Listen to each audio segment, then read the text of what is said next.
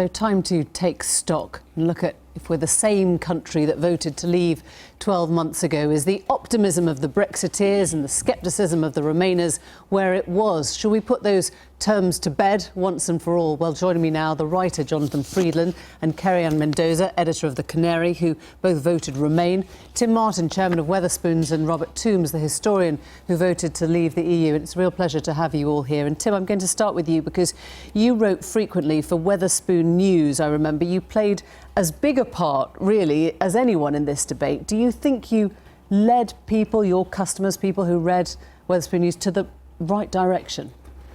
Well, I would hope that we did. I think that in Wetherspoon News, which is read by a couple of million people, we put the views of Remain as well as the views of Leave.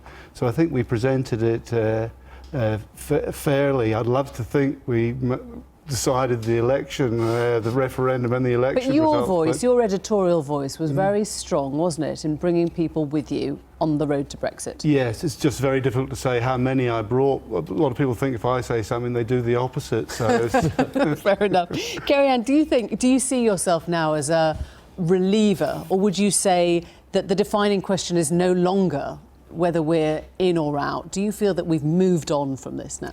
I think we've got bigger questions to answer right now. You know, we've got Theresa May, who called this election saying that she needed a mandate to be able to conduct these negotiations. She's now manifestly lost that mandate. She said the alternative was a coalition of chaos. That's another broken promise we can add to the list, because now we've got the chaos, utter chaos, no coalition. And, you know, the Conservative government in recent years has delivered us a zombie economy. Now we have a zombie government clinging on to power with its cold, dead hands. We're told by people around Theresa May that she has a profound sense of duty.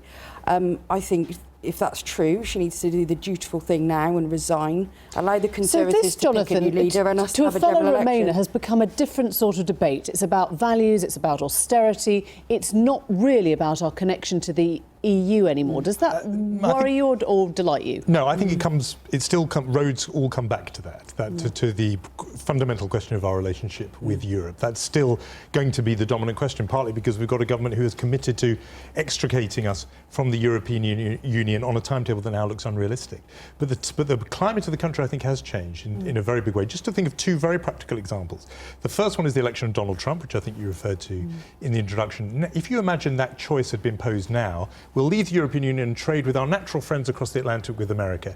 That was one kind of argument when it was Obama in the White House, completely different argument with Trump there. People would react to it differently. So you think if they'd been the other way round, we would have got a different answer? Well, that's too big a claim, but it's hypothetical, but the climate would have been different. And the second big thing is young people. That we know from on June the 8th, they did turn out in big numbers, and we know that on June 23rd, 2016, they didn't in anything quite comparable numbers. Had they, we know that their inclination was towards Remain. So just those two facts alone mean the climate has changed. And I think just one of the most powerful things that was said in the campaign was from somebody on the Leave side, David Davis, who said a democracy has the right to change its mind.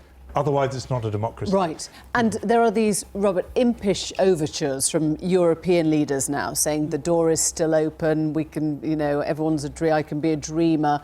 Are they trying to stir trouble? What do you hear of that? Or are they saying you can treat this still as a democracy and change your mind again? How do you read that? Well, I think the EU leaders are, of course, we often forget this, are thoroughly committed to the EU as an idea, and it's very difficult for them to understand that we might not be. So I think of course, the EU has a record of getting countries to change their minds once they've voted. And so I think it's perfectly natural for them to think that we, like the Dutch, the French, the Danes, might change our minds. I mean, they're also, I'm sure, trying to weaken the government's bargaining position. They're obviously not going to offer us any more than they have to. And that's why I think the danger of our present situation is this appearance of uncertainty. If you're uncertain, then the people who disagree with you are going to take advantage of it. Do you not think, though, Robert, that the key issue in most people's minds at the moment is we've had a referendum on if we Brexit, but no one has had a chance to vote on the Brexit that's actually going to happen. The negotiations have already started, still with the British public completely in the dark about what Brexit looks like. Surely shouldn't there be another democratic intervention down the line? You two wouldn't object to that. Would you give that Brexit deal a mandate? Well, the thing about another vote is the decision was subcontracted to the people to say, do you want to stay or do you want to leave? They voted to leave. They couldn't have known the exact terms, and the government today can't know the exact terms. But I think people make too much of what the exact terms are going to be. That's a massive difference, isn't it? Because it's the difference between, do you want to move house? Yes. But do you want to move into this house? I don't think it's a big difference. And if people, once people decided to move house, that's a decision. But then they would never buy the next house without seeing it. They'd have to look around it first. They took that risk, didn't they? And you have to admit that people said, we haven't seen the house, we're moving. What you're pointing to now is still this sense of division very much in the country, and I'm wondering whether you think we are any closer to reconciliation now, a year on, or whether you think post that election it feels wider than ever. Well, I think it depends on getting decent terms, getting a deal with the EU that most people feel that is acceptable. In that case, it seems to me that's the only thing that can bring about reconciliation. As your piece showed, the number of people who are absolutely determined to stay in the EU or to try to are quite a small proportion of the population. The majority were either for leave or were at least lukewarm about the EU and were afraid of the economic consequences. If we get a solution that shows that the economic consequences are fairly okay, then I think that the fear and the rejection of the idea of Brexit will largely disappear. And I think you're talking very rationally, but when you hear, for example, a politician aligning patriotism with support for Brexit negotiations, I'm wondering, I don't know what you feel. It's an incredibly unhelpful contribution. I think the whole language, in fact, that this referendum has been conducted in has been appalling. You can't go around calling people who voted Brexit ignorant bigots, and people who voted Remain unpatriotic elitists.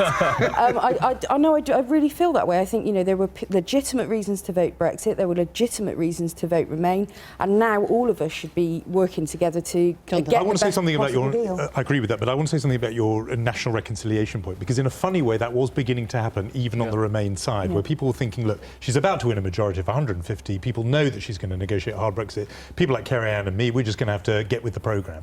Then the result of this election came through where she didn't talk about anything else in this election, she offered no other positive programme, she said, give me this mandate, and the country said, no, we're not giving you a mandate. Well that's bound to encourage people like me. The country, of course, because 85% of people voted for parties which were pro-Brexit. So you hear it as a pro-Brexit vote, and you hear it as a soft Remainer vote, well, right? I just think that you can't read anything, unfortunately, from my point of view, into the Labour vote, because Labour's position was both at once. It was both Remain and Leave. They were pro-Brexit, and that's why they did one of the reasons they did very well, as they admit. Exactly. You see, that was the reading initially. People thought, they've done well because people have split 50-50. Actually, you notice that only 18% of former UKIP voters went to Labour. And Labour surged in Remain seats. What's UKIP in the whole thing? Both the main political parties in their manifesto said, we're pro-Brexit, and 85% of people voted for them. You can't turn around now and say there's doubt about whether the country is pro-Brexit. That's unrealistic. I don't know, maybe there's an element